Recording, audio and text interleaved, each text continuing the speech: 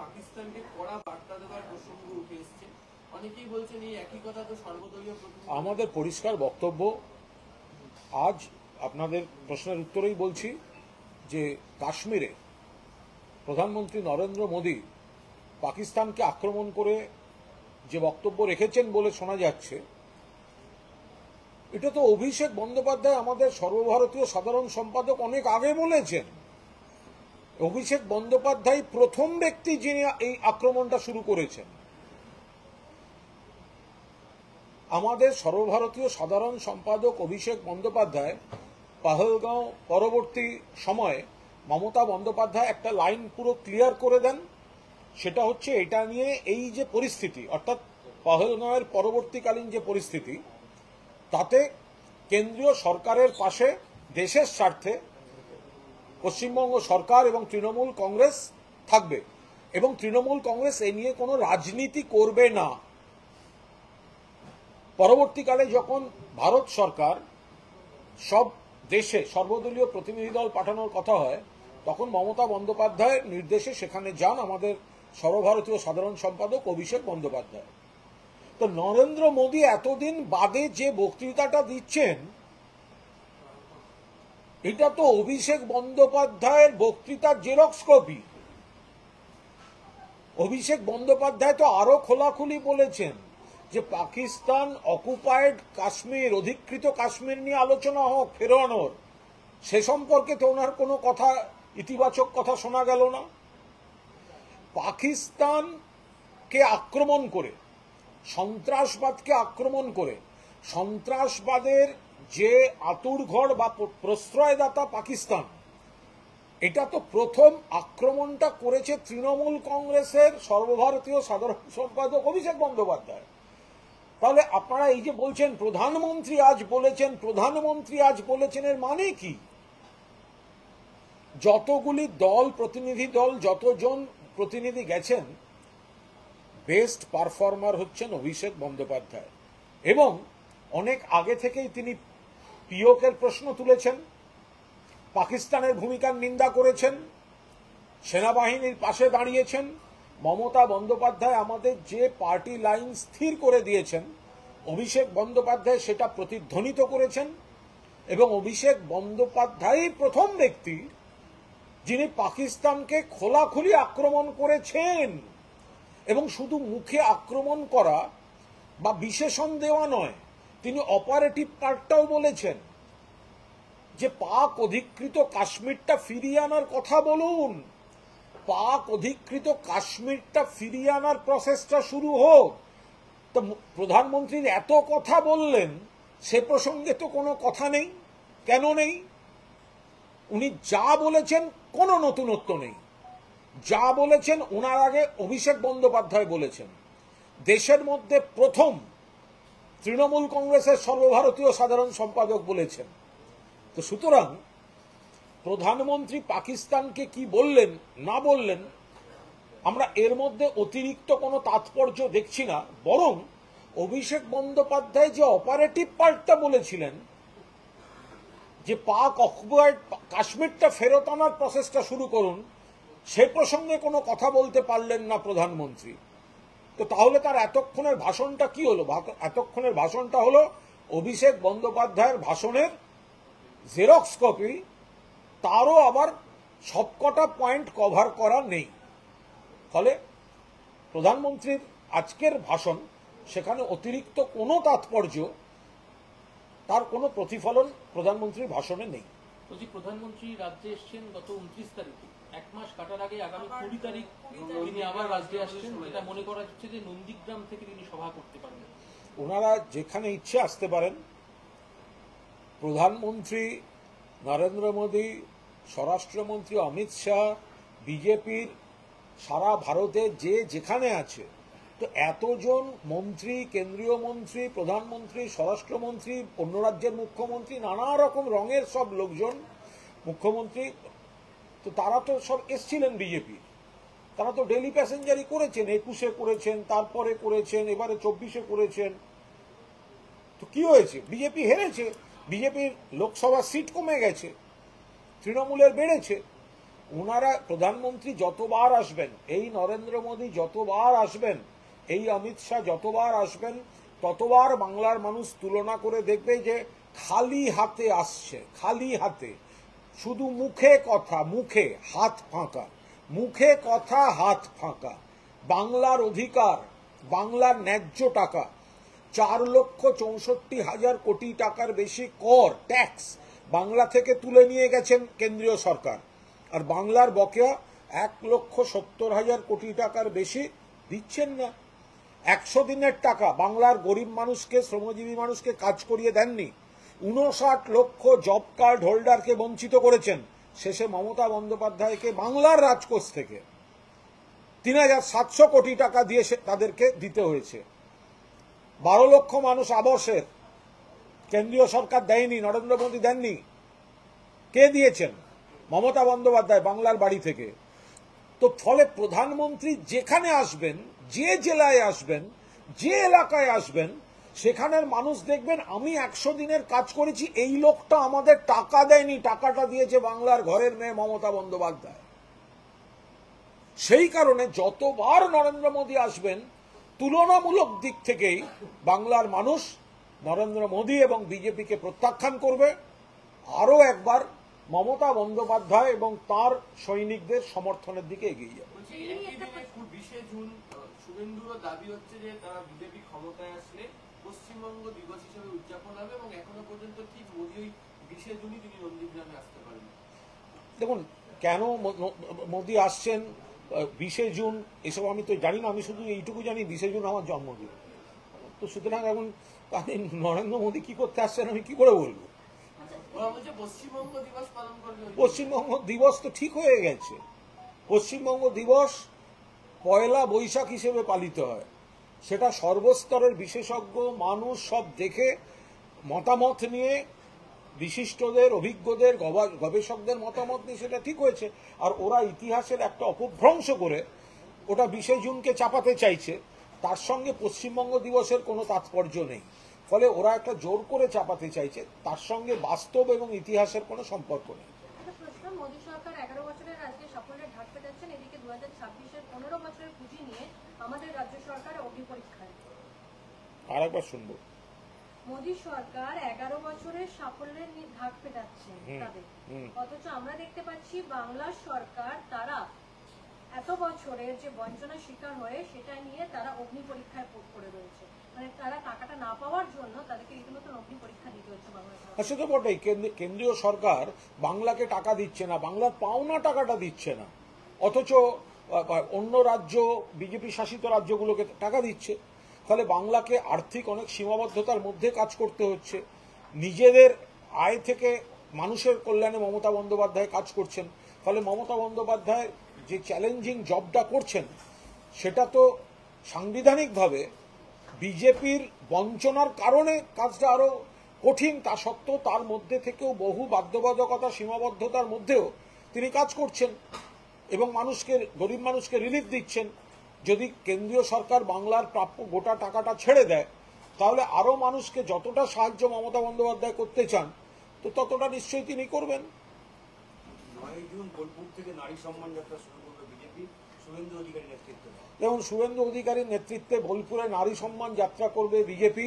কোন শুভেন্দু অধিকারী? যে শুভেন্দু অধিকারী বীরবা হাঁসদা, আমাদের জঙ্গল কন্যা, জঙ্গল মহলের কন্যা, বাংলার কন্যা, আদিবাসী কন্যা এবং বাংলার মন্ত্রী, যে বীরবা হাঁসদাকে যে শুভেন্দু অধিকারী বলেছিলেন আমার জুতার নিচে থাকে, সেই শুভেন্দু অধিকারী নারী সম্মান যাত্রা, নারী সম্মান যাত্রা, সেই শুভেন্দু অধিকারী যিনি বলেছিলেন বীরবা হাঁসদা আমার জুতার নিচে থাকে। অনুব্রত মণ্ডল খারাপ কথা বলেছেন, এটা তৃণমূল কংগ্রেস সঙ্গে সঙ্গে কন্ট্রাডিক্ট করেছে, নিন্দা করেছে, প্রকাশ্যে ক্ষমা চাইতে বলেছে। 4 ঘন্টার মধ্যে অনুব্রত মণ্ডল ক্ষমা চেয়েছে, দুঃখ প্রকাশ করেছে। তারপরে দল নজর রাখছে, আইনের পথে চলছে। কিন্তু বিজেপি নেতারা দিনের পর দিন যে কুৎসিত আক্রমণগুলো করে যান, অশালীন কথা বলেন, মহিলাদের অসম্মান করেন, তাদের মুখে আজকে এইসব নারী সম্মান। প্রথম কথা, শুভেন্দু, সব চ্যানেলকে অনুরোধ করব, সব চ্যানেলকে অনুরোধ করব, শুভেন্দু অধিকারীর এই বিবৃতিটা যখন দেখাবেন নারী সম্মান যাত্রা, আপনারা তো তৃণমূল নেতাদের ফাইল একটু চটপট আপনাদের লাইব্রেরি থেকে বেরিয়ে আসে, তো একটু দেখাবো যে শুভেন্দু অধিকারী যখন বলছেন নারী সম্মান যাত্রা, সেই সময় যেন বীরবা হাঁসদা আমার জুতার নিচে থাকে। আপনাদের লাইব্রেরি থেকে একটু বের করে একটু দেখিয়ে দেবেন। বলছি যে অনুব্রত মণ্ডল যে অসম্মান করেছে সেই কারণেই নারী সম্মান যাত্রা। আবার বলছি তো, এটা তো তৃণমূল কংগ্রেস। অনুব্রত মণ্ডল খারাপ কথা বললে সেটা পার্টি সমর্থন করে না, পার্টি নিন্দা করে, পার্টি ক্ষমা চাওয়ায়, সেটা তো প্রমাণিত। তো বিজেপি কি শুভেন্দু অধিকারী ক্ষমা চেয়েছিলেন জুতার তলায় থাকে বলার পর? তাহলে শুভেন্দু অধিকারী একটা প্রথম স্টেটমেন্ট করুন, বীরবা হাঁসদা আমার বিলম্বিত বিবেক জাগরণ ঘটেছে, আমি ক্ষমা চাইছি। এই শব্দটা অন্তত শুভেন্দু অধিকারী বলুন ওই যাত্রায় যাওয়ার আগে।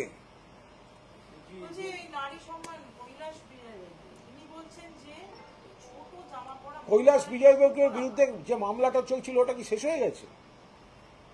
কি সব আমি জানি না, কার কার সব বিরুদ্ধে নাকি একটা মামলা ছিল, আর একটা ওদের আরএসএস এর কার বিরুদ্ধে একটা কি মামলা ছিল, বেহালা থানায় কি সব যেন হয়েছিল, আমি ঠিক জানি না। ওগুলো কি শেষ হয়ে গেছে? তারা কি মহিলাদের নিয়ে কিছু বলছেন? আমি জানি না, ওগুলো খোঁজ নিতে হবে।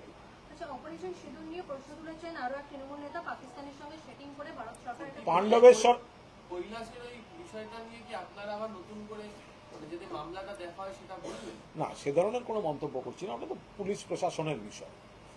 আমরা বলছি যে বিজেপি সেই সব নেতারা বেশি বড় বড় কথা বলছে নারী সম্মান নিয়ে, যাদের কারুর মুখ থেকে খারাপ কথা বেরিয়েছে, কারুর আচরণে বিতর্ক ছিল, কেউ অন্য কোনো বিতর্ককে সমর্থন করে বসে আছেন, ফলে তারা হঠাৎ নারী সম্মান নিয়ে বলছেন।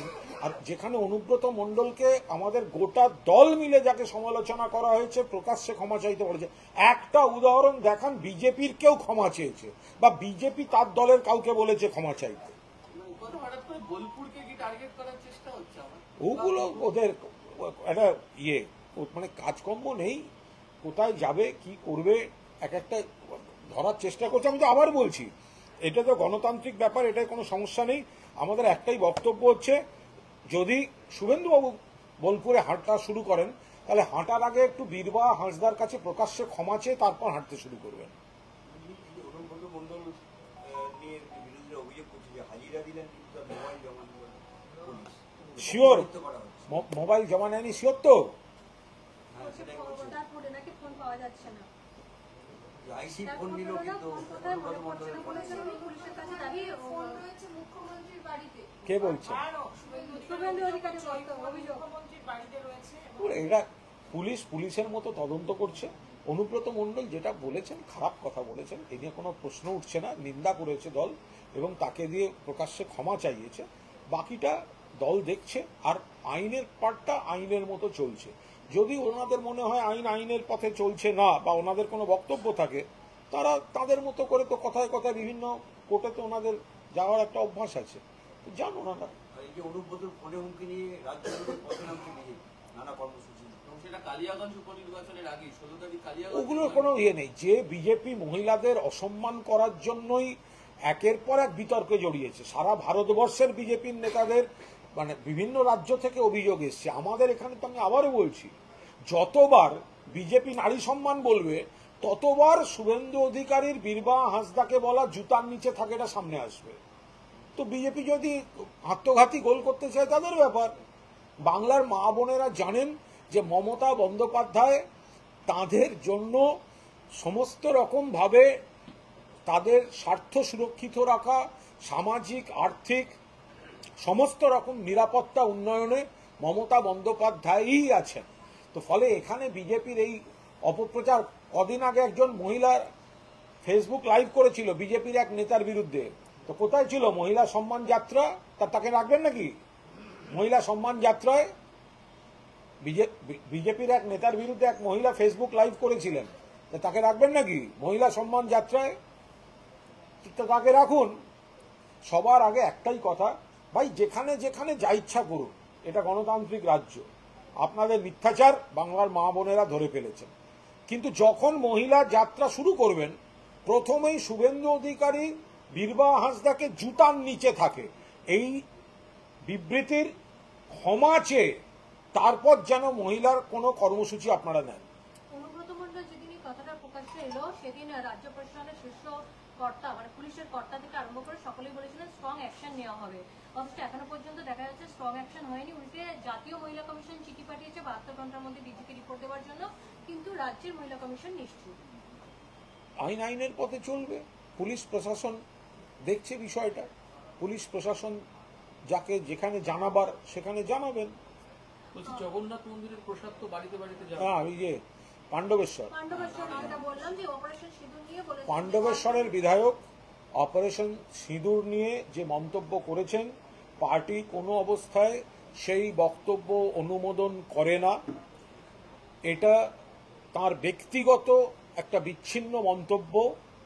পার্টির লাইন, আমাদের নেত্রী মমতা বন্দ্যোপাধ্যায়, আমাদের সর্বভারতীয় সাধারণ সম্পাদক অভিষেক বন্দ্যোপাধ্যায় একদম স্পষ্ট করে দিয়েছেন, অপারেশন সিঁদুর নিয়ে কোনো রাজনৈতিক বক্তব্য, তৃণমূল বিবৃতি, রাজনীতি, তর্ক বিতর্ক তৃণমূল এর মধ্যে যাবে না। দেশের স্বার্থে, দেশের স্বার্থে আমরা পরিষ্কার বলছি যে আমাদের পার্টির যা লাইন, অর্থাৎ দেশের প্রশ্নে পহেলগাঁও পরবর্তী সংঘাতমূলক যে পরিবেশটা, তাতে রাজ্য সরকার এবং তৃণমূল কংগ্রেস পুরোদস্তুর কেন্দ্রের পাশে থাকছে এবং তৃণমূল কংগ্রেস এই ইস্যু নিয়ে রাজনীতি করবে না। এটা আমাদের পার্টির লাইন, এটা আমাদের নেত্রী বলে দিয়েছেন। ফলে এর বাইরে যে বা যারা কোনো মন্তব্য করবেন সেটা পার্টি লাইন অনুমোদিত মন্তব্য নয়।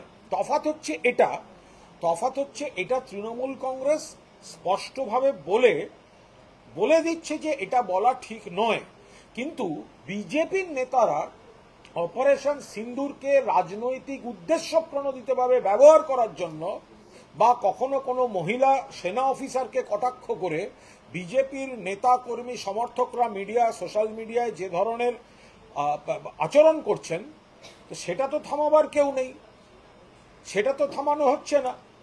কিন্তু তৃণমূলের কর্তব্য দেশের স্বার্থে পালন করছে। আগামী 7ই ডিসেম্বর ব্রিগেডে 5 লক্ষ কণ্ঠে চিতাপথের আয়োজন করছে বিজেপি এবং তাতে বিভিন্ন রাজ্য থেকে হিন্দুত্ববাদী নেতাদের আনা হচ্ছে। এই হিন্দুত্বের সার 26-এ দেখুন, এগুলো আমরা 21-এও শুনেছি, 23-এ পঞ্চায়েত নির্বাচনের আগেও শুনেছি, 24-এ লোকসভা নির্বাচনের আগেও শুনেছি বিজেপি এই করছে, বিজেপি ওই করছে। বাংলার মানুষ ধরে নিয়েছে যে বিজেপি বঙ্গ বিরোধী, বাংলার মানুষের বন্ধু নয়। এরা শুধু ধর্মীয় মেরুকরণ এবং ধর্মের সুড়সুড়ি দিতে আসবে, ভোট তার অঙ্কে কিছু পরিযায়ী আসবে, এর সঙ্গে রুটি কাপড়া মাকান আর বাংলার অধিকারের কোনো সম্পর্ক নেই। ফলে বিজেপি কি করছে না করছে, এসব কর্মসূচির কোনো রাজনৈতিক প্রভাব, আই রিপিট, রাজনৈতিক প্রভাব বাংলায় পড়বে না। নির্বাচন কমিশনের একটা নির্দেশিকা যে এনসিসি করে যারা তাদেরকে নির্বাচনী কাজে ব্যবহার করা। এনসিসি যারা করে তারা তো মূলত নাবালক বা তাদের প্রাপ্তবয়স্ক নয়। তারা দেখুন, এটা পরিষ্কার কথা যে প্রাপ্তবয়স্ক নয় এমন কাউকে তো ভোটের কাজে ব্যবহার করা যাবে না।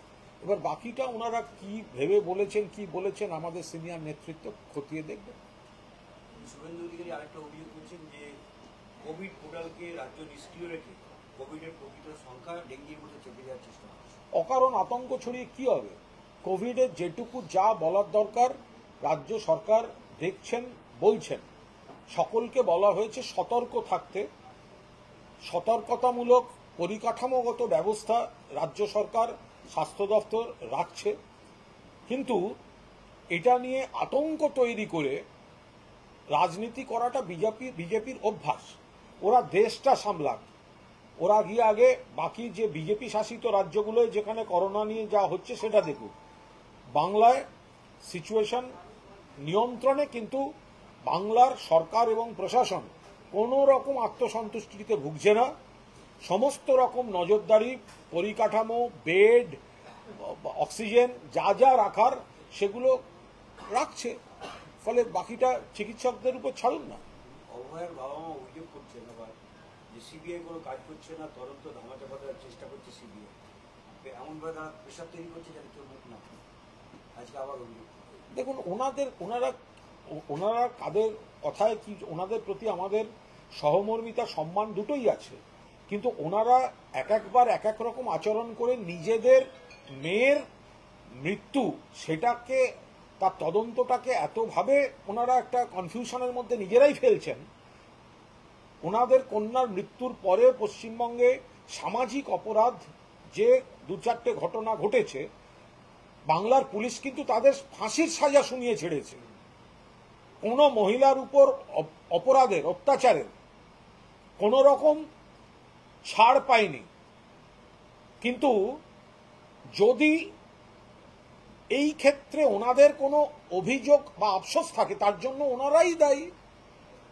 তার কারণ মমতা বন্দ্যোপাধ্যায়ের কলকাতা পুলিশ 24 ঘন্টার মধ্যে ধরেছে দোষীকে। ওনারা বললেন পুলিশ মানি না, সিবিআই চাই। সিবিআই এলো, সিবিআই এসে তদন্ত করে দেখলো কলকাতা পুলিশ ঠিক সেই তাই। কলকাতা পুলিশের হাতে থাকলে ফাঁসির সাজা হয়ে যেত, সিবিআই সেটা করাতে পারেনি। এখন ওনারা বলছেন সিবিআই তো ভরসা নেই। তাহলে আপনাদের কন্যার পরে যে দুঃখজনক খারাপ ঘটনা ঘটেছে, তাদেরকে এই রাজ্য পুলিশই তো ফাঁসির সাজা শুনিয়ে দিয়েছে। এই আদালতই 50 দিন, 60 দিন, 65 দিনের মধ্যে তদন্ত বিচার শেষ করে হয়েছে। তাহলে আপনারা যদি ঠিক করে নেন যে কিছু লোকের কথা বলে কিছু লোকের রাজনৈতিক মঞ্চে ঘুরে বেড়াবেন, তাহলে এই বিভ্রান্তির জন্য তো সেই দায়টা আপনি অস্বীকার করবেন কি করে?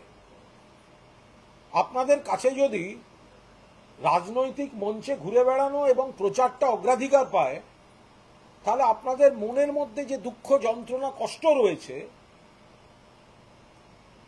সেটার অবসানটা কিভাবে হবে? আপনাকে তো কোথাও একটা আস্থা রাখতে হবে। আপনাকে যে যা আপনাদের ব্যবহার করে কত লোক কত রকম উদ্দেশ্য সাধন করে নিচ্ছে, দয়া করে একবার ভেবে দেখবেন। আপনাদের মেয়েকে ব্যবহার করে, আপনার মেয়ের মৃত্যুকে ব্যবহার করে, আর আপনারা তাদের হাতের পুতুল হয়ে থাকছেন। শুধু তাই নয়, একটা এগিয়ে তারা এখন বলছে মুখ্যমন্ত্রী এবং প্রাক্তন পুলিশ কমিশনারকে জিজ্ঞাসাবাদ করতে হবে, তাহলে সবকিছু পরিষ্কার হবে। ইয়ার্কি মারার জায়গা পাননি এগুলো? এটা কোনো কথা? আপনাদের প্রতি সম্মান এবং আপনাদের প্রতি পূর্ণ সহানুভূতি, সহমর্মিতা জানিয়ে বলছি, সবকিছুর একটা সীমা থাকা উচিত। রাজনৈতিক মঞ্চে করতে গিয়ে আপনারা তো আপনাদের কন্যার মৃত্যুকে এত লোক এতভাবে ব্যবহার করেছেন, অপব্যবহার করেছেন। আমরা সকলেই এগুলোর বিরুদ্ধে, আমরা সকলেই দোষীর শাস্তি চাই, ফাঁসি চাই। যখন কলকাতা পুলিশ কাজ করছে তখন আপনারা বললেন সিবিআই চাই বলে কোর্টে গেলেন, এখন বলছেন সিবিআই কাজ করেনি, কালকে বলবেন ইন্টারপোল চাই, পরশু বলবেন মঙ্গল গ্রহ থেকে তদন্তকারী আনো। এটা হচ্ছে নাকি? নিশ্চিতভাবে খারাপ ঘটনা, কিন্তু দোষী গ্রেফতার হয়েছে, কলকাতা পুলিশ করেছে। কলকাতা পুলিশের হাতে থাকলে ফাঁসি হতো, সিবিআই ফাঁসি করাতে পারেনি যাবজ্জীবন, সেটাও ঊর্ধ্ব আদালতের একটা বিচার্য ব্যাপার রয়েছে। তা আপনারা সিবিআই ডেকে এনেছেন, তো কাদের বুদ্ধিতে গিয়ে সিবিআই ডেকে এনেছেন? আবার এখন বলছেন সিবিআই নয়, এখন বলছেন অমুককে জেরা করতে হবে, তমুককে জেরা করতে হবে। আবার বলছি, আপনাদের কন্যার চরম দুর্ভাগ্যজনক মৃত্যুর পরেও বাংলায় যে 2-3টি সামাজিক বিচ্ছিন্ন অপরাধ ঘটেছে, রাজ্য পুলিশ তাদের ফাঁসি করিয়ে ছেড়েছে, ফাঁসির রায় করিয়ে ছেড়েছে।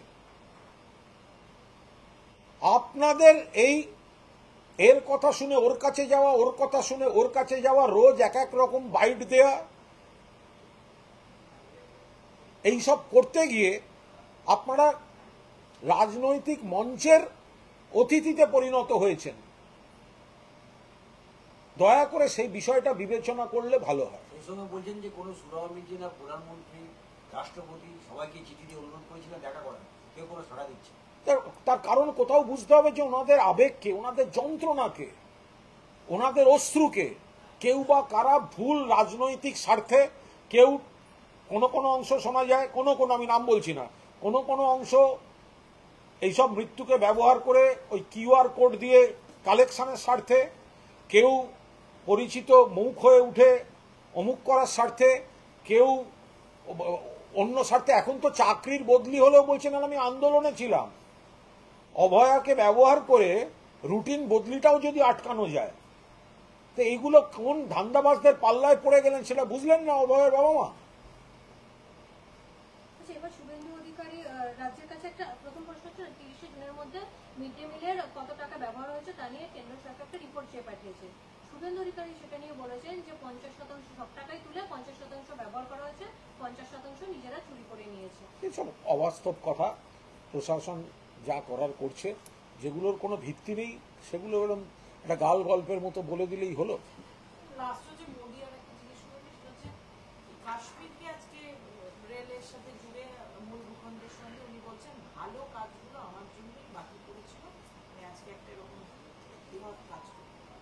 না, এটা কোনো কাজের কথা না। ভারতবর্ষে বহু বহু ভালো কাজ যুগে যুগে যুগে যুগে হয়ে এসছে। এই রেল নিয়েই বলতে পারি, এই মমতা বন্দ্যোপাধ্যায় রেলমন্ত্রী থাকাকালীন যে যে কাজ শুরু হয়েছে, সেগুলো তো অনেকটা নয় এরা এই গভর্নমেন্ট আটকে রেখেছিল, অথবা এই গভর্নমেন্ট এসে সেগুলোকে শেষ করছে। তো ফলে নরেন্দ্র মোদীর জন্য সব ভালো কাজ বাকি আছে, এটা ভাবার কোনো কারণ ঘটেনি। এই দেশে অনেক কাজ হয়ে এসছে, সময়ের নিয়মে কালচক্রে কাজ হতে হতে যায়। সেটা যদি কেউ বলেন আমার জন্য হবে বলে বাকি আছে, দুর্ভাগ্যজনক। বলছি বাড়িতে বাড়িতে এটা নিয়ে প্রধানমন্ত্রী বলেছেন যে দাঙ্গা লাগাতে চেয়েছে পাকিস্তান, মন্দির আক্রমণ করেছে। দাঙ্গা লাগাতে চেয়েছে পাকিস্তান, মন্দির আক্রমণ করেছে। মন্দির আক্রমণ করেছে মানে?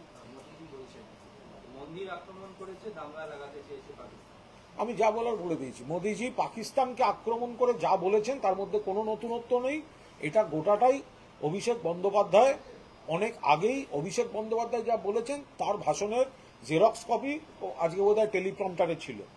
ওই টেলিপ্রম্পটারটা যে লিখেছে সে অভিষেকের ওই সব ওই বিদেশ সফরে সর্বদলীয় যে ভাষণটা ছিল সেইগুলো থেকে লিখে দিয়েছে, সেইটা পড়েছে। বলছি যে বাড়িতে বাড়িতে প্রসাদ যাবে জগন্নাথ দেবের, যাবে তো। শুভেন্দু অধিকারী তিনি বলছেন হিন্দু ভাবাবেগকে আঘাত করছেন আবার রাজ্য সরকার, কারণ বিভিন্ন পাড়ায় পাড়ায় অর্ডার দেওয়া হয়েছে এই গজা বানাবার জন্য। 20 টাকা কিছু প্যাকেট করা না, সেটা তো কালকে না না, এটা প্রশাসনিক বিষয়। প্রথম কথা হচ্ছে যে ওনার শুভেন্দুবাবুর বাড়ির থেকে 40 কিলোমিটার দূরে একটা জগন্নাথ দেবের মন্দির, যদি উনি প্রকৃত হিন্দু হয়ে থাকেন, এখনো একবার যাওয়ার একটিবার জগন্নাথ দেবকে প্রণাম করে আসার যার সময় হলো না। প্রথম দিন থেকে যিনি মন্দিরের বিরোধিতা করে চলেছেন, তিনি মন্দির নিয়ে কুৎসা করবেন, না তো স্বাভাবিক ব্যাপার। সরকারের কিছু নিয়ম কানুন থাকে, সরকারের কিছু পদ্ধতি থাকে। এবার সেটা মমতা বন্দ্যোপাধ্যায় বলেছিলেন প্রসাদ যাবে মানে প্রসাদ যাবে। এবার কোথাও তৈরি হয়ে সেটা কি পদ্ধতিতে যাবে সেটা প্রশাসনের উপর ছাড়ুন না। আপনি তো একটিবার প্রণামও করতে গেলেন না, উল্টে যে লোকটি নববিবাহিত লোকটি স্ত্রীকে নিয়ে প্রণাম করতে গেলেন দিলীপ ঘোষ, তিনিও তো হিন্দু, তাকে তো অপমান করতে আর কোণঠাসা করতে আপনারা নেমে পড়লেন আপনাদের দলের। তা আপনারা যদি সনাতনী হবেন, হিন্দু হবেন, নিজেরা যাবেন না, যে গেছে তার পেছনে আপনি একবার গিয়ে দেখে আসুন। আপনি 30 কিলোমিটার দূরে আপনার বাড়ি থেকে গেলেন না, কিন্তু উত্তরপ্রদেশ, ত্রিপুরা, মধ্যপ্রদেশ, গুজরাট, দিল্লি থেকে কত পুণ্যার্থী এসে এই জগন্নাথ দেবের মন্দিরে প্রণাম করে যাচ্ছে। কাতারে কাতারে লোক আসছে, উড়িষ্যা থেকেও, সারা ভারতবর্ষ থেকে। প্রথম কদিনেই 20 লক্ষের বেশি মানুষ এসছেন। সেখানে প্রসাদটা বাড়ি বাড়ি পৌঁছে দেওয়ার একটা পরিকল্পনা প্রশাসন করেছে। তো আপনি সেটা নিয়ে কি করতে কুৎসা করতে নামলেন? প্রসাদই যাবে, যেটা যাবে সেটা প্রসাদই যাবে। বিশ্বাসে মিলায় বস্তু, তর্কে বহুদূর। আপনি তো মন্দিরটার উপরে বিশ্বাসই রাখেননি, আপনি তো প্রথম থেকেই দূরে থেকেছেন, তর্ক করছেন, দূরে থেকেছেন, তর্ক করছেন। একটু মন্দিরের সামনে দাঁড়িয়ে অনুভব করুন, বিশ্বাসে মিলায় জগন্নাথ, তর্কে বহুদূর। প্রসাদই যাবে, আপনি তার আগে একটু প্রণাম করে আসুন। ওই বাড়িতে পাঠানো হবে স্যার, আমাদের বাড়ি শান্তিকুঞ্জে 100% যাবে, কেন যাবে না? কোনো বাড়ি বাদ যাবে নাকি? আরে ওনার বাড়ির লোকেরাই তো মনে মনে ভাবছে না, ওর দাদা বারণ করছে বলে, মেজদা বারণ করছে বলে যেতে পারছি না। কতদিন সামনে দিয়ে কালো কাঁচ তুলে গেছে, এরম নমো করতে করতে, এরম নমো করতে করতে গেছে ওনার বাড়ির লোকেরা। কিন্তু বারবার ওনার মতো আজকেও প্রমাণ করার চেষ্টা করছেন যে এইটা মন্দিরই না, এই জগন্নাথ দেবের এইখানের মন্দিরটা মন্দির না, বারবার চেষ্টা। আমি একটা জিনিস বুঝতে পারি না, কেন মন্দির? আচ্ছা, উনি বলছেন মন্দির না, আমি কেন আমরা কেন উত্তর দেব? যে কোনো মানুষ যা দেখবেন সেটাই। লক্ষ লক্ষ মানুষ গিয়ে দেখছেন মন্দির, কোটি কোটি মানুষ টিভিতে দেখছেন মন্দির, কাগজে দেখছে মন্দির, ডিজিটালে দেখছেন মন্দির। এখন উনি বলছেন মন্দির নয়। সূর্য কোন দিকে ওঠে? পূর্ব। এখন কেউ যদি বলে পশ্চিম দিকে ওঠে, তা আমরা কি বিবৃতি দিয়ে বলবো যে না পশ্চিম দিকে ওঠে না? মানুষই জানেন পূর্ব দিকে ওঠে, তো ওটা জগন্নাথ দেবের মন্দির, তো মন্দির। আচ্ছা, আমার একটা প্রশ্ন আছে, জনস্বাস্থ্য নিয়ে সরকারি চিকিৎসকরা বাইরে মুখ খুলতে পারবে না, স্বাস্থ্য ভবনের এই আজকে নোটিশ নিয়ে একটা বিতর্ক তৈরি হয়েছে। কেন বিতর্ক কিসের? জনস্বাস্থ্য নিয়ে সাধারণ মানুষ তো স্বাভাবিক ব্যাপার, যিনি আধিকারিক, যিনি এই ব্যাপারটা কথা বলার অথরিটি, যিনি সবটা জানবেন, তো তিনি বলাটাই তো ভালো। নইলে আলাদা আলাদা করে বললে কে পুরোটা না জেনে কেউ মন্তব্য করলে তো উল্টো মনে হয়ে যেতে পারে। মদন মিত্র সম্পর্কে একটা প্রশ্ন করতে পারি? মদন মিত্র আজকে কর্মী সভা থেকে বলেছেন, কর্মী সভা দলের একাংশকে নিশানা করেছেন, বলেছেন এদের যারা চাকরি পেয়েছে, তৃণমূলে যারা আজকে আছে তাদের 40% তৃণমূলের দেওয়া চাকরি করছে আজকে। যদি দেখা যায় যে 24 ঘন্টা মমতা ব্যানার্জি তাকে নির্দেশ দেন, তাহলে তৃণমূলের কামারাটির দরজা বন্ধ হয়ে যাবে, তখন সবাই তৃণমূল নেতাদের পায়ে এসে পড়বে। মানে উনি বোঝাতে এসেছেন দলের একাংশ। না, আমি যেহেতু পুরোটা জানি না, এই নিয়ে কোনো বক্তব্য রাখবো না, কারণ মদন মিত্র সিনিয়র নেতা, মদন মিত্র সিনিয়র নেতা, তিনি কোন পরিস্থিতিতে, কোন এলাকার, কোন রাজনীতিতে কি বলেছেন সেটা না জেনে এটা নিয়ে কারুর কথার পিঠে কোনো মন্তব্য করা আরেকটা বক্তব্য, ইসলামপুরের যে বাচ্চাটাকে এখনো খুঁজে পাওয়া গেল না। পুলিশ খুঁজছে, পুলিশ খুব সিরিয়াসলি খুঁজছে। মানে এগুলোর সঙ্গে তো রাজনীতির যোগাযোগ নেই, একটা খুব সবাই উদ্বিগ্ন, খুঁজছে। এখন দেখা যাক কি। Thank you. কুণালদা একটা প্রশ্ন আছে, কুণালদা একটা প্রশ্ন। দমদমের সিনিয়র স্কুলের একজন শিক্ষক নিজের স্কুলের অ্যাটেন্ডেন্স রেজিস্টার খাতা বাড়িতে রেখে দিয়েছেন, কি করে? প্লিজ, আমি ওটা পারবো না বলতে।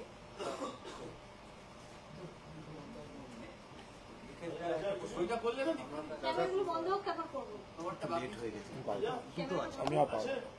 একটু এক লাইনে দাও। 500 তো এটা